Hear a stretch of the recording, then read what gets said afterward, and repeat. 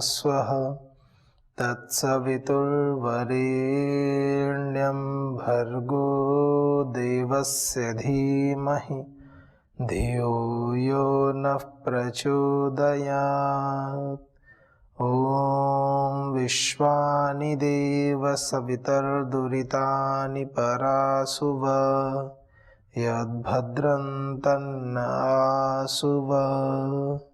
ॐ शान्ति शान्ति शान्तिः।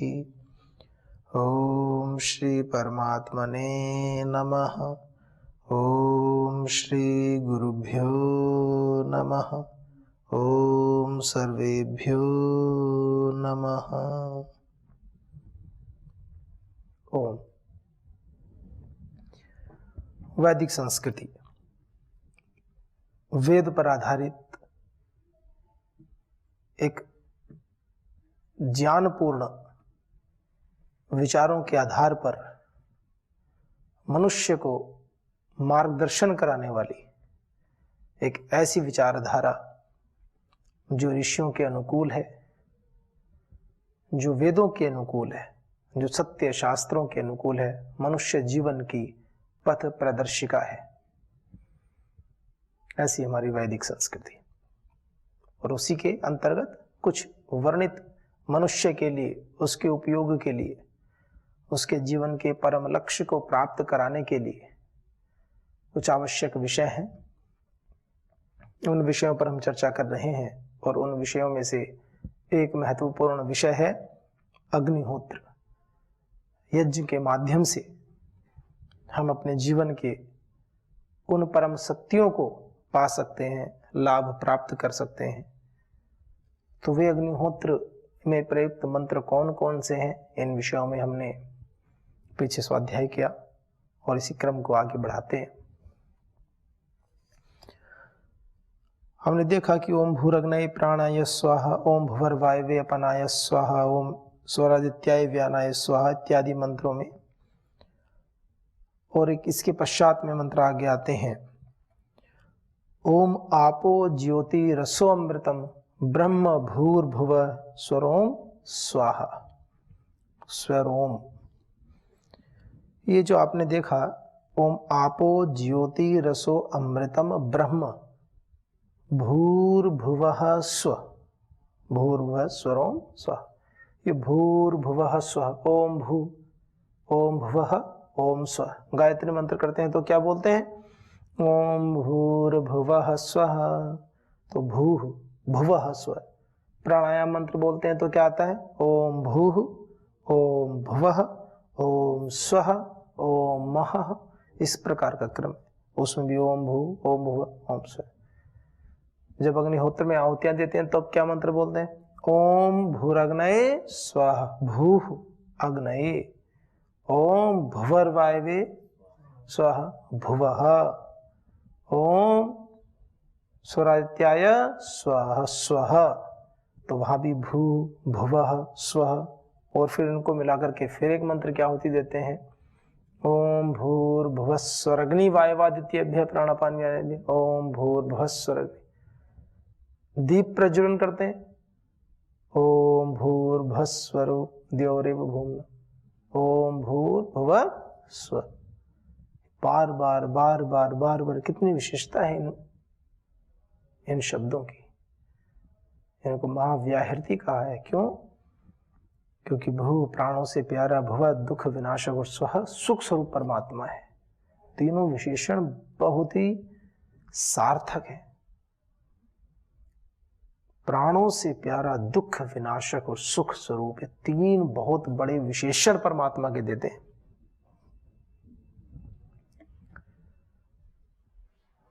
ये बात सुनने में जितनी आसान लगती है,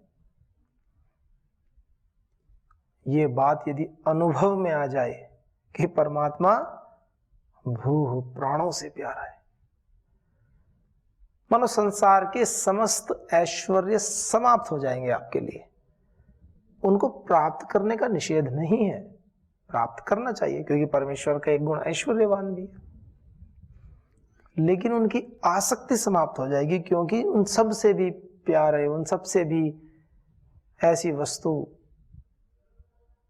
जो प्रेमास्पद है और मनुष्य के लिए कहा जाए कि मनुष्य से कि बताओ हे मनुष्यों, आपको अपने प्राणों से भी अधिक प्रिय क्या है?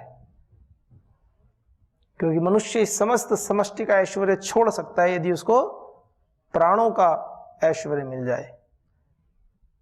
आपने देखा होगा ना, कभी कभी ऐसा दिखाते हैं, कोई व्यक्ति बहुत ज्यादा दुष्टता करता है, धन अर्जित कर लेता है, और कभी ऐसा हो जाए उसके कान पर बंदूक लगा दे कोई, और उसको ये पता चल जाए अब तो मुझे मार देंगे, वो सारी प्रॉपर्टी देने को तैयार हो जाता है, जहां जो जितना भी कमाया है सब कुछ दांव पे लगाने को तैयार है, और अंत में हाथ जोड़ के कहता हूं मेरी जान छोड़ दो, मुझे माफ कर दो, और मुझसे जो चाहे वो करा लो, मेरे प्राण छोड़ दो। प्राण इतने महत्वपूर्ण। एक तरफ तो प्राणों के लिए समस्त समष्टि के ऐश्वर्य को छोड़ रहे हैं, और एक तरफ उस परम पिता परमात्मा के लिए प्राणों को छोड़ रहे हैं। ये कितनी बड़ी बात है। लेकिन वो प्राण ऐसे नहीं कि कोई सुसाइड कर ले कि हम भगवान के लिए सुसाइड कर रहे हैं, ऐसी बात नहीं है। वो ज्ञानपूर्वक बात चल रही है, आप समझ भी रहे हैं जिन संदर्भों में मैं बात कह रहा हूं। प्राणों को छोड़ने का मतलब क्या है? शरीर से समस्त प्राणों को बाहर निकालना, ये तात्पर्य नहीं है वहां पे।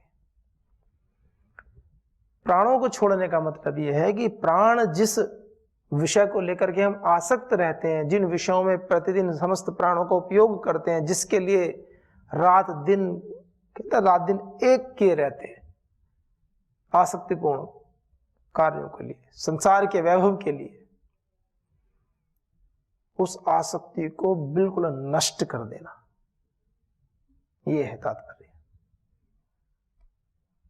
उस ईश्वर के लिए प्राणों का ही उत्सर्ग कर देना। प्राण का अर्थ है उस जीवन का ही उत्सर्ग कर देना, और जीवन का ही अर्थ है दुख मुक्त हो जाना, राग द्वेष से मुक्त हो जाना, मोह से मुक्त हो जाना, सर्व कर्म फल त्याग, सभी कर्मों की आसक्तियों को, उनके फल का त्याग कर देना। काम नहीं करना ऐसा नहीं, कर्म फल की आसक्ति का त्याग कर देना। जैसे सन्यास जीवन होता है, तो ऐसा कहते हैं सन्यास जीवन को परिभाषित करें तो क्या होता है? सन्यास जीवन को यदि परिभाषित करना हो कुछ शब्दों में तो क्या कहेंगे? सीधा से बोलते हैं कि पिछले जन्म की मृत्यु कर लो। पूर्व जन्म की मृत्यु, ये नवीन जन्म है ना, नया जन्म है। सन्यासी का जन्म नया जन्म होता है, जब सन्यास लिया तभी से जन्मदिन होता है। अर्थात पूर्व जन्म की मृत्यु करना। पूर्व जन्म की मृत्यु से तात्पर्य पूर्व में किए गए जो भी अशुभ कार्य हैं, जो भी अशुभ विचार हैं, जो हमारे इस पथ पर बाधा हैं, उसको त्याग दो। सन्यास, अच्छी प्रकार से छोड़ देना,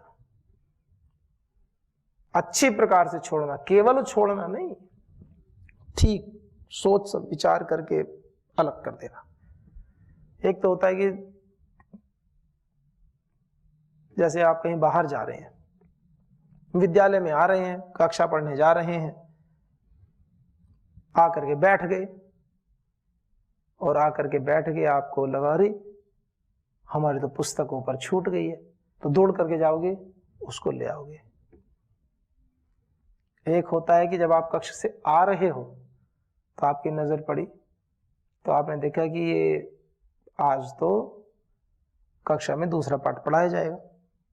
आप सोच समझ करके उस पुस्तक को कक्षा में ही छोड़कर आए, आकर के बैठ गए। फिर किसी ने कहा कि आप पुस्तक नहीं लाए, क्योंकि आपसे वो छूटी नहीं है, आप वो सोच समझकर रख कर आए हो, छोड़ कर आए हो, तो आपके मन में परेशानी नहीं होगी, विचलन नहीं होगा। आप आराम से कहोगे कि भाई आज पाठ ऐसा नहीं है, आज नहीं लाएंगे। विषय बताने के है कि एक चीज हम छूट जाती है और एक हम छोड़ देते हैं। तो ज्ञान क्या कहता है? ज्ञान कहता है चीजों को छोड़ दो, स्वयं से छोड़ दो। उसका अर्थ क्या होता है? स्वयं से छूट जाना। स्वयं से छोड़ने का मतलब स्वयं से छूट जाना। ज्ञान और इसकी भी ऊपर की बात कहता है। ज्ञान कहता है अपने आप ही छूट जाना, हमें कुछ पुरुषार्थ ही ना करना पड़े। ये ज्ञान का कार्य है, ज्ञान का फल है। तो इस प्रकार से ये जो बार बार इस बात की ओर इशारा करते हैं कि परमात्मा प्राणों से प्यारा है, तो प्यारा तब तक नहीं बन सकता जब तक प्राणों से बड़ी चीज आपको भगवान ना लगे। भगवान जब तक प्राणों से भी बड़ी चीज ना लगे, कुछ ऐसा अनुभव में आने लगे कि नहीं, भगवान तो समस्त ऐश्वर्यों के स्वामी हैं और इन सब से बड़े हैं, और इतने बड़े हैं कि मेरे इस संपूर्ण अस्तित्व से भी बड़े हैं। इसलिए कहते हैं सन्यासी का जीवन तो पुनर्जन्म होता है, पूर्व जन्म की मृत्यु होती है, क्योंकि वो भगवान को प्राप्त करना चाहते हैं। उसने किसका वर्ण किया? भगवान का। तो प्राणों से प्यारा है, ठीक बात है। पूर्व जन्म को, शरीर को पूरा पिछला अभी तक का जो बंधन था उसको तोड़ करके, पिछले जो भी कर्म किए उसको छोड़ करके, पूर्व आश्रम को छोड़ करके जब इस पथ पर चलते हैं तो एक तरह से मृत्यु के पश्चात नया जीवन होता है, नए प्राण मिलते हैं। तो हम भी भगवान के जिस पथ पर चलते हैं तो भगवान प्राणों से प्यारा है। तभी होगा जब तप त्याग जीवन में होगा, नहीं तो ये शब्द मात्र बनकर रह जाएंगे कि हाँ ये भगवान हमें बहुत प्यारे हैं। एक व्यक्ति रोज गाड़ी में जाता है, रोज बाइक से जाता है और कहता है हमें तो साधनों में कोई आसक्ति नहीं है, रोज ये कहता है, और बचपन से आज तक उसको साधन उपलब्ध हैं सारे। वो कभी पैदल नहीं गया, हमेशा। एक दिन ना गाड़ी मिली ना मोटरसाइकिल, तो बेचैन हो गया, कैसे जाऊंगा, तो बेचैन हो गया। तब पता चलता है प्राणों से प्यारा का अर्थ क्या होता है। साधनों की आसक्ति का पता कब चलता है? जब साधन ना हो। एक होता है अभाव और एक होता है त्याग, इसका भी अंतर हमें पता होना चाहिए। एक होता है अभाव, एक दूसरा व्यक्ति उस पर गाड़ी नहीं ना मोटरसाइकिल है ही नहीं, कभी देखी नहीं, और वो ही कह रहा कि आज तो मैं गाड़ी से नहीं जाऊंगा, हम तो गाड़ी से नहीं जाते। त्याग वहां घटेगा ही नहीं, त्याग वहां पर घटेगा ही नहीं, क्योंकि जिस चीज को उसने कभी प्राप्ति नहीं की उसका त्याग क्या करेगा। एक व्यक्ति है, एक साथी उसको लगातार पीटता ही जा रहा है, पीटता ही जा रहा है, पीटता ही जा रहा है, और वो कह रहा है चल छोड़, तुझे माफ कर दिया, छोड़, तुझे माफ कर दिया। चूंकि वो उससे कमजोर है और जो तगड़ा है वो उसको पीट रहा है, वो ऐसी मजाक में कि चलो तुझे माफ कर दिया, माफ कर दिया। वहां क्षमा नहीं है, वो आपकी कायरता है, वो आपकी मजबूरी है। आपको पता बड़ा ज्यादा कुछ कहूंगा तो और पीट देगा। क्षमा तो वीरों का आभूषण होता है, क्षमा कायर बुज़दिल लोगों का आभूषण नहीं है क्षमा। फिर कहेंगे कि जो कमजोर हैं, गरीब हैं, इस तरह के व्यक्ति हैं, वो क्या तो बेचारे, इसका मतलब कैसे हैं? बेचारे वाली बात नहीं है, सामर्थ्यशाली बनो। मना किसने किया है? वेदों में कहीं ऐसा है ही नहीं कि आप कमजोर बनो। वेद तो कहता है कि आप सामर्थ्यशाली बनो, पुरुषार्थ करो। फिर तो क्या सभी पुरुषार्थ करके सभी शक्तिशाली बन सकते हैं क्या? ऐसा भी नहीं हो सकता। बनना तो सभी को चाहिए, वेद में तो इसी का उपदेश है, लेकिन एक समय में सभी एक साथ नहीं हो सकते। हाँ, पुरुषार्थ करने के कुछ समय बाद तो हो सकते हैं। तो वहां एक प्रेरणा मिलती है कि पुरुषार्थ करके स्वयं को शक्तिशाली बनाओ, ये बात है। तो त्याग एक अलग विषय है। प्राप्त का त्याग होता है, जो प्राप्ति नहीं है, अप्राप्त है, उसका त्याग क्या करेंगे हम? एक होता है अभाव, जो चीज है ही नहीं, जिसका अभाव है, तो अभाव तो एक कमी है। आप अभाव का नाम त्याग दे दो। जैसे किसी के पास गाड़ी है ही नहीं, तो वो यूं कहते रहे, अरे हम तो गाड़ी में नहीं जाते, हमने तो गाड़ी वाड़ी छोड़ रखी। अरे गाड़ी है ही नहीं तो छोड़ोगे कैसे? तो आपको उसका त्याग कैसे कर पाओगे जब है ही नहीं? तो एक होता अभाव, एक होता त्याग, तो दोनों में बड़ा अंतर है। शक्ति होने के बाद में क्षमा का भाव आना, जिसको आप दंड दे सकते हो उसको क्षमा करना, ये त्याग है। जिसको दंड देने की भी आप में सामर्थ्य है, उसको क्षमा करना, उसको माफ करना, ये त्याग में आता है, ये सहनशीलता, ये क्षमा का भाव है। जैसे कोई व्यक्ति ये कहने लगे कि चलो आज तुमने मोदी जी को क्षमा कर दिया, हम मोदी जी को क्षमा कर, दंड देके देख लो। कोई व्यक्ति, सामान्य व्यक्ति को ही ऐसा कहने लगे, आज तो कोई स्टेटमेंट दे दिया, मान लीजिए प्रधानमंत्री जी ने या किसी ने, किसी नेताजी ने, किसी मंत्री जी ने कोई ऐसी बात कह दी जो उनको अच्छी नहीं लगती है। चोरों को कोई बात अच्छी लगती है क्या? पुलिस की, मान लीजिए सरकार ने कोई ऐसी बात कही जो चोरों पर, या जो टैक्स की चोरी करते हैं, या कोई ऐसा गलत काम करते हैं, या माननीय योगी जी ने कोई बात कह दी कि भाई जो भी गलत कार्य करेगा उसके घर पे बुलडोजर चलवा देंगे, तो जिसके पे चल रहे हैं उसको तो बुरी लगेगी बात ये, या जो गलत काम करता है। तो वो जाके कहते चलो आज हमने योगी जी को माफ कर दिया। तो माफ करना, आपके माफ करने या ना करने का कोई फर्क है? आप दंड दे के देख लो उसको। तो क्या है, ये कुछ शब्द हो जाते हैं ऐसे। तो हमें यह समझने की बात है कि हम जिन विषयों को त्याग कह रहे हैं, क्या कहीं वो अभाव पक्ष के द्योतक तो नहीं है? कहीं ऐसा कह के हम अपने पुरुषार्थ को कम तो नहीं कर रहे हैं? अपना पुरुषार्थ तो हमें बढ़ाना चाहिए, इस स्थिति में आना चाहिए। तो चलिए, तो बात चल रही है परमात्मा के स्वरूप के विषय में कि ओम भूर्भुवः स्वः एक मंत्र, ये शब्द कितनी जगह आए हैं, बार बार आते रहते हैं। कभी दीप प्रज्वलन मंत्र में आएंगे, कभी अलग अलग आते रहते हैं। गायत्री मंत्र में आएंगे, प्राणायाम मंत्र में आएंगे, आहुतियां देते हैं तब आते हैं। और फिर यहां भी आया ओम आपो ज्योति रसोमृतम ब्रह्म भूर्भुवः स्वरोम स्वः। परमात्मा के विषय में बताया कैसे है परमात्मा। आपः सर्वव्यापक, आपः जल का पर्यायवाची है, जल को भी आपः कहते हैं, और यहां परमात्मा के लिए भी आपः, आपलरी व्याप्तौ, जो व्याप्त है, तो इसी से बनाया आपः। परमात्मा कैसा है? व्याप्त है, सर्वव्यापक है। आप कहोगे जल कहां व्याप्त है? ये जो अंतरिक्ष में देखते हो ना आप, ऊपर सारा नीला नीला नीला नीला दिखाई देता है, कि क्या है नीला?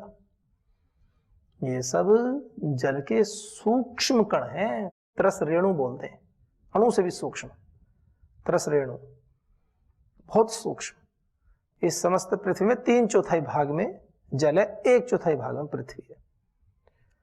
पृथ्वी के 4 हिस्से किए जाएं तो उसमें से 3 भाग में क्या बताते हैं? जल। और उस 1/4 भाग में भी जितने सृष्टि है, जितने प्राणी हैं, उनमें भी 80% जल है। मनुष्य क्या है इसमें? जल। हमारे पूरे शरीर में जल 70 to 80% जल है, जलीय तत्व है। फिर बादल है, इतने सब जल है। वृक्ष है, कहते हैं लकड़ियां गीली है, गीला मतलब जल है, जलीय तत्व। उसमें भी जो 1/4 बचा है उसमें भी जल है। कितना जल है? जल ही जल। और अंतरिक्ष को क्या कहते हैं? महती अर्णव, महान अर्णव, महान समुद्र है ये जो अंतरिक्ष है। ये जितने भी जलीय तत्व, जितना भी नीला नीला सब दिखाई देता है, सब व्याप्त है जल, जलीय तत्व। मानो सृष्टि की उत्पत्ति ही जल से हो रही है, जल से उत्पत्ति होती है। वो एक विशेष प्रकार का अलग कार्यक्रम है।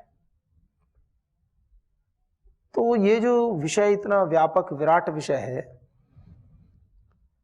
तो क्या कहा परमात्मा कैसे हैं? आप कैसे हैं? सर्वव्यापक हैं। परमात्मा को ऐसे संबोधित किया गया। ओम आपः ज्योति, आपो ज्योति आपः, जो व्याकरण पढ़े हुए हैं दोनों को पता होता है, या सुप्रत्यय सुओजस ऐसे प्रत्यय आते हैं, फिर आदेश हो जाते हैं अलग अलग, हसी आदि लग जाते हैं, आपो बन जाता है। आपो और क्या है? ज्योति, ज्योति ही, ज्योति। एक तो ज्योति होती है, देखो दो प्रकार की बातें चल रही हैं, हमारे सिद्धांत क्लियर होने चाहिए। एक होता है प्रकाश करने वाला, जो वस्तुएं प्रकाश करने वाली हैं उनको भी प्रकाशित करने वाला। तो परमात्मा कैसा है? ज्योतिषाम ज्योति, जो प्रकाश करने वाले हैं, लोक लोकांतर सूर्य चंद्र, इनका भी प्रकाशक है। वो सूर्य का भी प्रकाशक है, वो चंद्र का भी प्रकाशक है। तो समस्त तारा, जितने भी तारे हैं जिनका कहते हैं ना सूर्य में अपना प्रकाश है, उस सूर्य जो प्रकाश को भी प्रकाशित करने वाला जो है, जिसने ऐसी व्यवस्था की है प्रकाश हो जाए, ये व्यवस्था करने वाला भी तो उन प्रकाशकों का प्रकाशक ही है परमात्मा। सर्व सबका प्रकाशक, ज्योति, ज्योति स्वरूप है जो सबका प्रकाशक है, उसको कोई प्रकाशित नहीं करता, वो सबको प्रकाशित करता है क्योंकि वो प्रकाश स्वरूप है। जैसे माचिस की तीली है, आप माचिस की तीली से किसको प्रकाशित कर सकते हो? क्या जल को प्रकाशित कर सकते हो? आप जल में रुई डुबो के लगा दो, क्या उसको प्रकाशित कर पाओगे? तो प्रकाशित भी तो उसी को कर पाओगे जिसमें प्रकाशित होने की सामर्थ्य है। तेल में बाती लगा करके रखी, उसको तो कर सकते हो।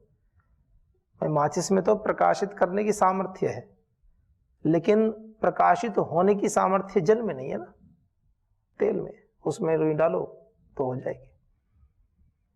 तो परमात्मा भी जो लोक लोकांतरों को, सूर्य आदि जो भी तारे हैं उनको, जिनमें प्रकाशित होने की सामर्थ्य, उनको भी परमात्मा प्रकाशित करने वाला है। इसलिए कहा उसको ज्योति, वह सर्व प्रकाश स्वरूप है, सबका प्रकाश करने वाला है और स्वयं भी प्रकाश स्वरूप है। ऐसे आपो ज्योति ही, और क्या कहा? रसो अमृतम, रस स्वरूप है, रस सबके प्रति प्रीति करने वाला है। रसोमयी वह, रसोमय, रसो वैसा, वो रस वाला है। परमात्मा की जब स्तुति प्रार्थना उपासना करते हैं तो एक अनन्य प्रीति, अनन्य प्रेम उत्पन्न हो जाता है, रसो वैसा। जो भगवान की उपासना करने वाले हैं और उनका जीवन है नीरस। कुछ लोग होते हैं इतने उखड़े उखड़े स्वभाव वाले, कुछ का स्वभाव इतना उखड़ा हुआ रहता है, कहते हम तो समाज से कट गए। अरे रसो वैसा है, जिसकी उपासना करने वाले वो रस से भरा है। उसकी उपासना करने वाले साधक, उसकी उपासना करने वाले साधु का स्वभाव और रूखा, फिर तो उपासना किसी और की चल रही है।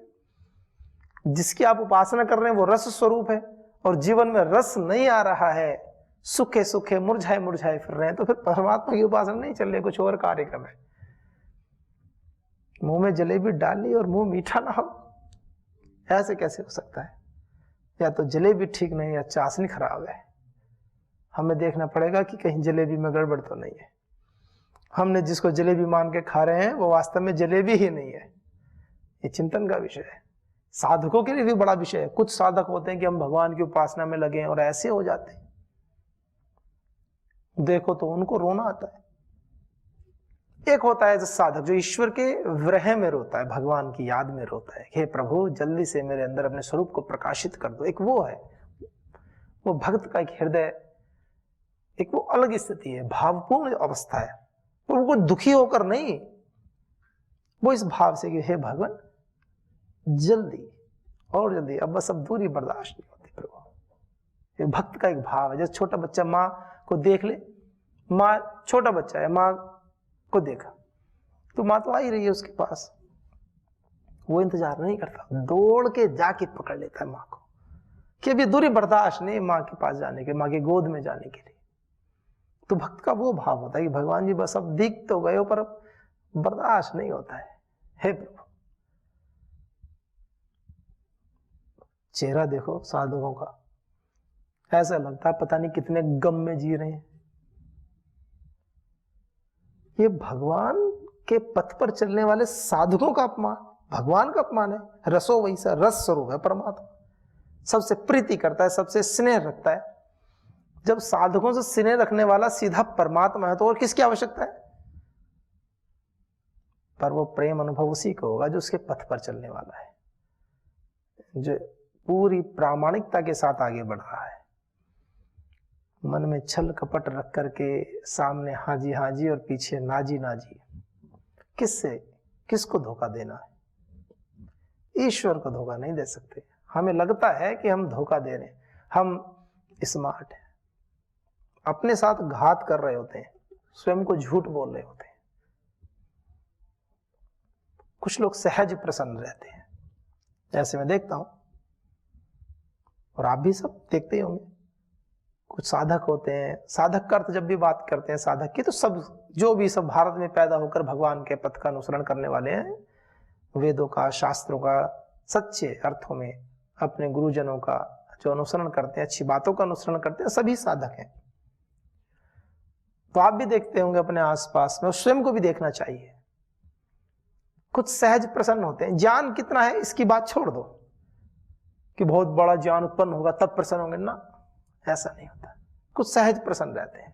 उन्हें प्रसन्न होने के लिए बहुत बड़ी बड़ी बातों की आवश्यकता नहीं है कि बहुत बड़े आध्यात्मिक सत्य मिल गए तो प्रसन्न होंगे, ना, कुछ छोटी छोटी बातों में प्रसन्न रहते हैं। रोज 1 गिलास पानी पीते हैं, किसी दिन 1.5 गिलास पानी पी ले तो प्रसन्न हो जाएंगे। प्रसन्नता के लिए कोई बात है? रोज 3 रोटियां खाते, आज 2 रोटी खाई तो प्रसन्न हो जाएंगे, आज हमने 1 रोटी कम खा ली, आज साधना कर लेंगे, थोड़ी आलस्य कम आएगा। साधक की प्रसन्नता का पैमाना तो मापा ही नहीं जा सकता। एक व्यक्ति ने साधक को कुछ बुरा भला कह दिया, उसको देख करके मुस्कुरा लेते हैं कि देखो इन्होंने मुझे बुरा भला कहा तो मैं इनके प्रति सद्भावनाएं प्रेषित कर रहा हूं। प्रसन्न रहना चाहिए साधक को। इस क्यों? क्योंकि जिसकी उपासना करने वाले हो वो रस से भरा है, रस से भरा है, प्रेम से भरा है, स्नेह से भरा है। कुछ को एकांत पसंद आता है, कोने में जाते हैं, जाओ कोई दिक्कत नहीं, पर कोने में से जब बाहर आओ तो प्रसन्न होकर के आओ। आपको देख करके प्रसन्नता हो, ऐसे ना हो कि आप आंखें खोले पता चलेगी आंखें लाल और चेहरा मुरझाया हुआ, पता चले निद्रा में सो के आया उठ के, पता ही नहीं चलता कि कहां गए थे। चेहरे पर ऐसी नवीनता, कोमलता होनी चाहिए, जैसे कोई किसी मेले में बिछड़ा व्यक्ति अपने परिवार से मिलता है, खिल जाता है। भगवान से मिलके आए हो, खिलो। ध्यान साधने के बाद खिलो, कुछ ध्यान साधने के बाद ऐसे हो जाए गंभीर। एक बात वो अलग है, ईश्वरीय गंभीरता को धारण करना जीवन में और शांत चित्त रहना, कोई इसका मतलब ये नहीं कि हास्य आसन जोर जोर से करना, वो एक अलग बात है, वो एक प्रोसेस है, थेरेपी है, जो आवश्यक है वो करना। तो इस विषय पर और चर्चा करेंगे। बड़ा सुंदर मंत्र है, आपो ज्योति रसो अमृतम ब्रह्म भूर्भुवः स्वः। सात्विक कार्य क्या करें, सबका दिन मंगलमय हो।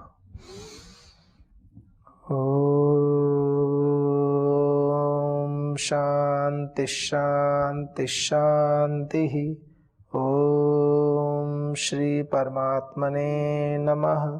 ओम श्री गुरुभ्यो नमः। ओम सर्वेभ्यो नमः।